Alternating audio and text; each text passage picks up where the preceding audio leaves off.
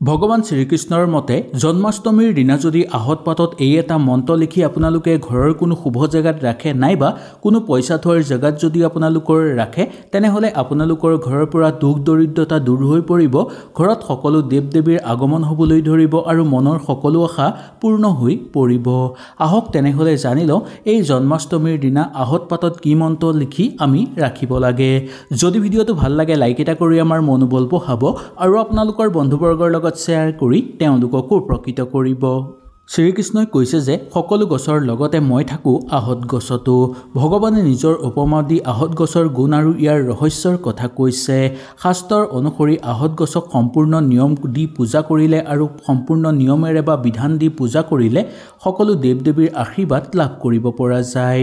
যি মানুহে আহত গছ ৰুৱে সেই মানুহৰ বংশ কেতিয়াও ধ্বংস নহয়। আহত গছৰ গুৰিত আমি যদি পানী অৰ্পণ কৰোঁ তেনেহলেও সকলো দেৱ দেৱীৰ আশীৰ্বাদ আমি লাভ কৰিব পাৰিম।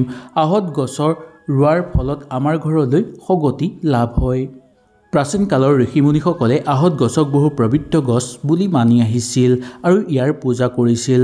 মনা যায় যে আহত গছৰ পাতত মন্ত্ৰ লিখিলে সকলো আধৰুৱা আশা আপোনালোকৰ পূৰ্ণ হৈ পৰিব, মানুহৰ জীৱন দীঘলীয়া হৈ পৰিব আৰু জীৱনৰ সকলো ক্ষেত্ৰতে তেওঁলোকে সফলতা অৰ্জন কৰিব পাৰিব। যদি আহত গছৰ পাতত মন্ত্ৰ লিখা হয় তেনেহলে আমাৰ সকলো মনৰ আশা পূৰ্ণ হৈ পৰিব। যদি আপোনাৰ জীৱনত আৰ্থিক সমস্যা হৈছে, যিমান চেষ্টা কৰিও ধন জমা কৰিব পৰা নাই, জীৱনত দুখ কষ্ট বেছিকৈ বাঢ়িবলৈ ধৰিছে, বিবাহত সমস্যা আহিছে, শত্ৰুৰ পৰা আপোনালোকৰ ক্ষতি হৈছে, এনে ক্ষেত্ৰত আহত পাতত আপোনালোকে এই মন্ত্ৰ নিশ্চয় লিখি পূজা ঘৰত নিশ্চয় ৰাখক।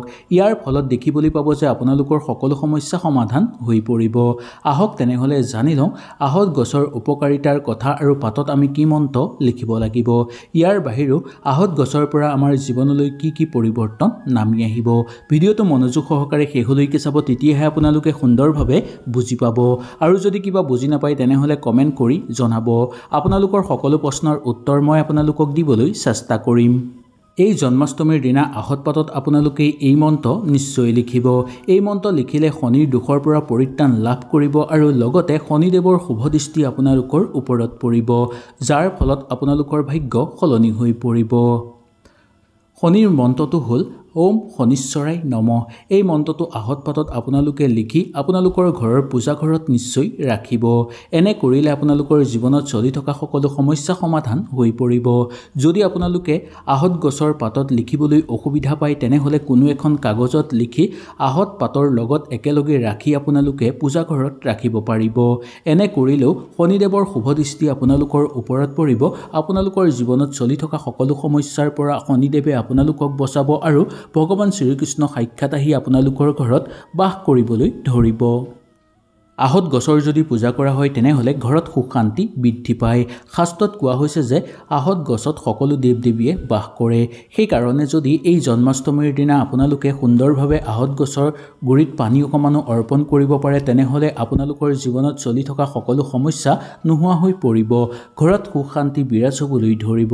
ইয়াৰ ফলত আপোনালোকৰ ঘৰত গোটেই বছৰটো সুন্দৰভাৱে পাৰ হ'ব। আপোনালোকে আহত পাতত আৰু এটা মন্ত্ৰ লিখি আপোনালোকে ঘৰৰ শুভ জেগাত ৰাখিব পাৰে নাইবা আপোনালোকৰ ঘৰৰ পইচা থোৱাৰ জেগাত ৰাখিব পাৰে। মন্ত্ৰটো হ'ল ওম নমঃ ভাগৱতে বাসুদেৱাই নমঃ। এই মন্ত্ৰটো আপোনালোকে আহত গছৰ পাতত লিখি আপোনালোকৰ ঘৰৰ কোনো শুভ জেগাত ৰাখক নাইবা পূজা ঘৰত ৰাখক। ইয়াৰ বাহিৰেও ঘৰৰ পইচা থোৱাৰ জেগাতো আপোনালোকে এই মন্ত্ৰটো লিখি এই গছৰ পাতটো বা আহত গছৰ পাতটো ৰাখিব পাৰে। ইয়াৰ ফলত আপোনালোকৰ জীৱনত চলি থকা সকলো সমস্যা সমাধান হৈ পৰিব, সকলো দিশতে আপোনালোকে উন্নতি কৰিব পাৰিব আৰু সকলো সমস্যা আপোনালোকৰ নোহোৱা হৈ পৰিব, ঘৰত সুখ শান্তি বিৰাজ হ'বলৈ ধৰিব। যদি আপোনাৰ জীৱনত আৰ্থিক সমস্যা হৈছে তেনেহলে আপোনালোকে আহত পাতত এই এটা মন্ত্ৰ লিখক। এই প্ৰতিকাৰ কৰাৰ লগতে আপোনালোকৰ জীৱনত অৰ্থ অহাৰ বাট মুকলি হৈ পৰিব, প্ৰচুৰ পৰিমাণে অৰ্থ ঘৰত জমা কৰিব পাৰিব। আহত গছৰ এটা পাত আপোনালোকে নিশ্চয় ল'ব, লৈ সেই পাতটো বিশুদ্ধ পানীৰে ধুই পৰিষ্কাৰ কৰি ল'ব আৰু তাত যদি পাৰে অকণমান গংগাজল ছটিয়াই বিশুদ্ধ কৰি ল'ব। তাৰ পিছত আপোনালোকে কুমকুম আৰু সেন্দুৰ দি এটা মন্ত্ৰ লিখিব।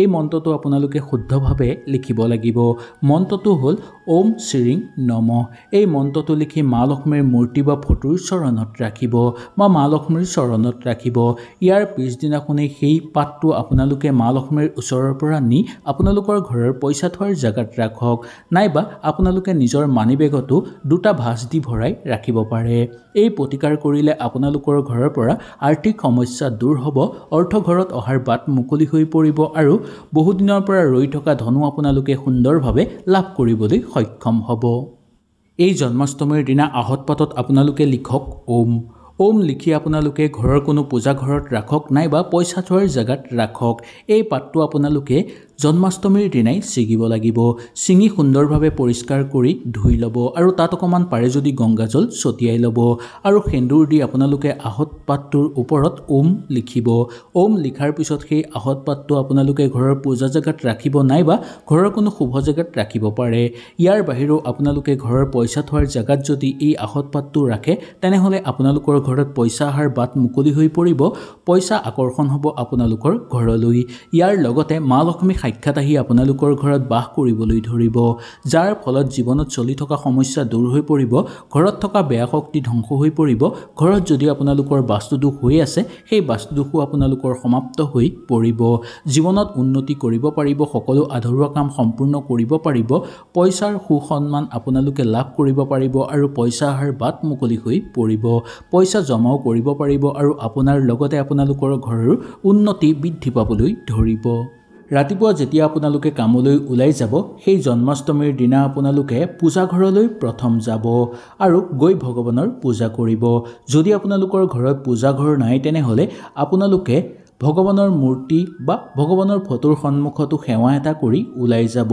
আৰু তাত যদি আপোনালোকে ফুল দি পূজা কৰি আছে বা যদি আপোনালোকে ফুল দি পূজা কৰে তেনেহ'লে সেই ফুলৰ পৰা এটা পাহি লৈ তাৰ পিছত খাই ভগৱানৰ প্ৰণাম কৰি ওলাই যাব এনে কৰিলে ভগৱান শ্ৰীকৃষ্ণৰ পৰম আশীৰ্বাদ লাভ কৰিব পৰা যায় যদি এই কাম আপোনালোকে সদায় কৰে তেনেহ'লে ভগৱানৰ আশীৰ্বাদ লাভ হ'ব আৰু সকলো দেৱ দেৱী আহি আপোনালোকৰ ঘৰত বাস কৰিবলৈ ধৰিব যি কামত ওলাই যাব সেই কামত সফলতা অৰ্জন কৰিব পাৰিব আৰু যি কামতেই আপোনালোকে ওলাই নাযাওক কিয় কেতিয়াও সেই কাম বিফল নহয় আৰু ওলাই যোৱাৰ ক্ষেত্ৰতো কোনো ধৰণৰ দুৰ্ঘটনা পতিত নহয় সেইকাৰণে ৰাতিপুৱা আপোনালোকে ওলাই যোৱাৰ সময়ত ভগৱানৰ মন্দিৰলৈ বা আপোনালোকে ঘৰৰ পূজা ঘৰলৈ গৈ তাত প্ৰণাম নিশ্চয় কৰিব আৰু তাত যদি আপোনালোকে ফুল নিবেদন কৰে তাৰ পৰা এক পাহি ফুল লৈ তাৰ পৰা এটা পাহি উলিয়াই খাই আপোনালোকে নিজৰ কামলৈ যাব ইয়াৰ ফলত আপোনালোকৰ ওপৰত ভগৱান শ্ৰীকৃষ্ণৰ পৰম আশীৰ্বাদ দেখিবলৈ পোৱা যাব